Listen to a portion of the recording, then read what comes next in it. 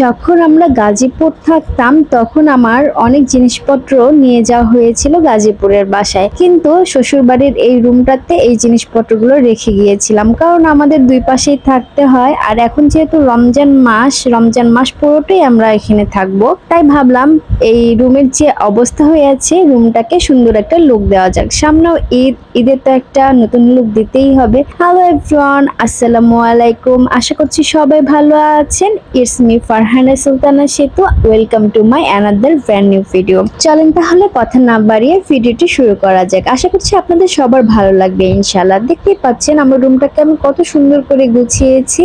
আগে কেমন ছিল আর এখন দেখতে কেমন লাগছে। আগে কত অগোছালো ছিল, তাই না? আসলে বাসায় না থাকলে বাসার অবস্থাটা এরকমই হয়। এখন যেহেতু আমরা বাসায় থাকবো, তাই আমি ভাবলাম সুন্দর করে সাজিয়ে নিই। সুন্দর করে সাজানোর জন্য আমি চাদর নিয়েছি, নতুন নতুন পর্দা নিয়েছি, ব্যাম্বো ল্যাম্প নিয়েছি, সানফ্লাওয়ার নিয়েছি, টলি স্ট্যান্ড নিয়েছি, টুকটাক এইসব দিয়ে কিন্তু আমার রুমটাকে সাজিয়েছি। আগে আমার রুমে ফার্নিচার গুলো ছিল, জাস্ট টুকিটাকি কিনে আমার রুমটাকে এত সুন্দর করে সাজিয়ে নিয়েছি। ঈদের এই লুকটা আপনাদের কাছে কেমন লেগেছে অবশ্যই কিন্তু কমেন্ট করে জানাবেন। আগের ভিডিওতে আপনারা অনেকেই জানতে চেয়েছেন আমার বিছানার চাদরটা আমি কোথা থেকে নিয়েছি।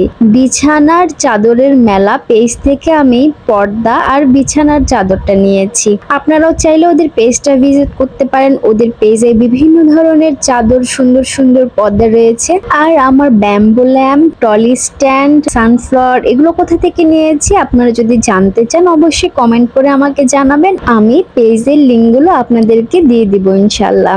যাই হোক, চলেন এখন আমার মনের কথা বলি। আমার মনের কথা হচ্ছে আমার রুম গোছাতে অনেক ভালো লাগে। রুম যদি পরিপাটি থাকে তাহলে আমার মনটা ভালো থাকে, সারাদিন রুমে বসে থাকতে ইচ্ছা করে। আর রুম অগোছানো থাকলে মনটাও খারাপ থাকে আর ভালোও লাগে না রুমে থাকতে। কার না ভালো লাগে বলেন? এত সুন্দর করে সাজানো গোছানো রুম আমার তো অনেক ভালো লাগে। আর আমার রুম গোছানোটা কেমন হয়েছে আমি আসলে জানি না, আমার কাছে তো অনেক ভালো লেগেছে। আপনারাও কিন্তু আমাকে একটু কমেন্ট করে জানাবেন কেমন লাগলো।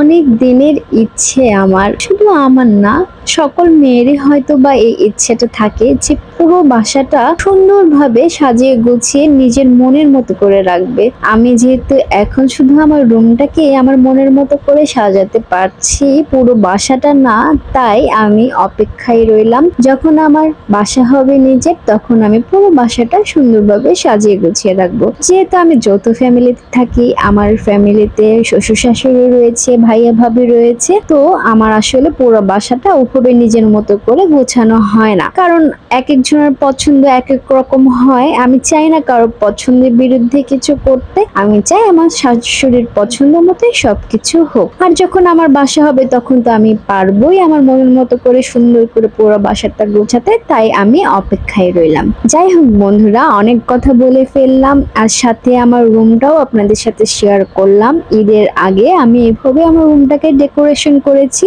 ঈদে আমাদের বাসায় অনেক মেহমান এসেছে, আমার বাসা থেকে আমার বাবা মা বোনেরা এসেছে, সবাই কিন্তু অনেক প্রশংসা করেছে আমার রুমটা দেখতে অনেক সুন্দর লাগছে। কারণ আমি তো আপনাদেরকে দেখিয়েছি যে আমি যখন ছিলাম না আমার বাসার অবস্থা কেমন হয়েছিল, আর এখন কত সুন্দর গোছানো পরিপাটি লাগছে। যাই হোক বন্ধুরা, ভিডিওটি এখানেই শেষ করে দিচ্ছি। সবাই ভালো থাকবেন, সুস্থ থাকবেন। আল্লাহ হাফিজ।